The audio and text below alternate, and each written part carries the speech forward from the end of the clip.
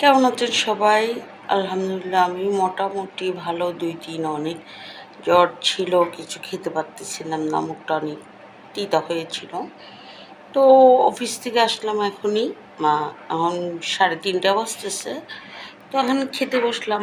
এই যে আমার খাবার, খেতে ইচ্ছে করতেছে না, তারপরও ট্রাই করতেছি একটু মোটামুটি কিছু খেতে পারি কি না। তো এই যে একটু খেতে বসলাম। বিসমিল্লাহ।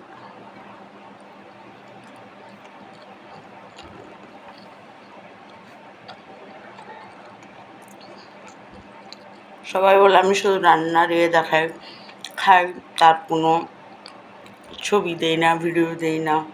অনেকে মেসেঞ্জার নক করে বলে শুধু আমি রান্নাটা দেখাই, নিজে খেয়ে কখনো দেখাই না।